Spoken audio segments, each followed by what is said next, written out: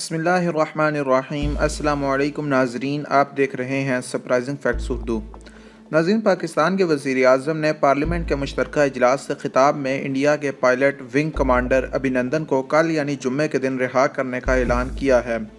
وزیر اعظم عمران خان نے ایوان کو بتایا کہ آج انڈیا نے پلوامہ کے بارے میں ڈویزیئر بھیجا ہے، مگر اس سے پہلے انہوں نے حملہ کیا۔ ان کا مزید کہنا تھا کہ ہم تعلقات بہتر کرنے کی کوشش کر رہے ہیں۔ ہمیں حملے کا پتہ چلا، مگر چونکہ ہمیں علم نہیں تھا کہ کتنا نقصان ہوا، تو ذمہ دار ریاست کا ثبوت دیتے ہوئے ہم نے فیصلہ کیا کہ انتظار کیا جائے، اگرچہ ہمیں پتہ تھا کہ عوام کی طرف سے دباؤ ہوگا۔ ہماری کوشش ہے کہ جاری کشیدگی کو کم کیا جائے۔ ان کو سمجھنا چاہیے کہ کیا ظلم کے ذریعے وہ کشمیر پر قابو کر سکیں گے۔ وزیر اعظم نے مزید کہا کہ 20 سال پہلے کشمیری لیڈر علیحدگی نہیں چاہتے تھے، مگر اب کشمیری آزادی کے علاوہ کچھ اور سننا نہیں چاہتے۔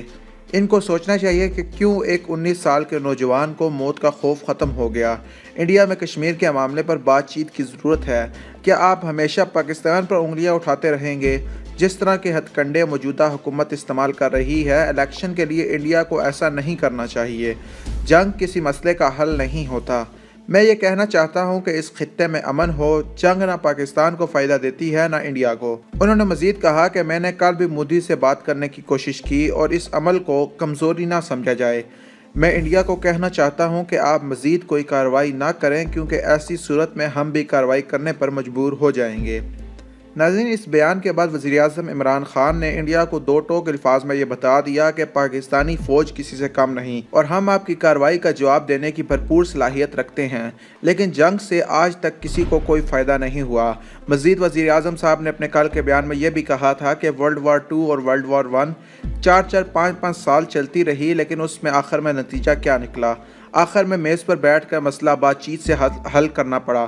اگر بات چیت سے مسئلہ حل ہوتا ہے تو وار کرنے کی کوئی ضرورت نہیں ہے۔ ناظرین، مزید DGISPR نے بھی یہی کہا تھا کہ وار سے کسی ملک کو کوئی فائدہ نہیں ہوتا، بلکہ اس سے انسانیت ہار جاتی ہے۔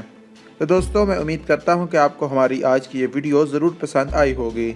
اگر آپ اس طرح کی مزید ویڈیوز دیکھنا چاہیں تو آپ ہمارے چینل کو ضرور سبسکرائب کریں، اس ویڈیو کو لائک کریں اور نیچے کمنٹ سیکشن میں اپنے خیالات کا اظہار ضرور کریں۔ Thanks for watching.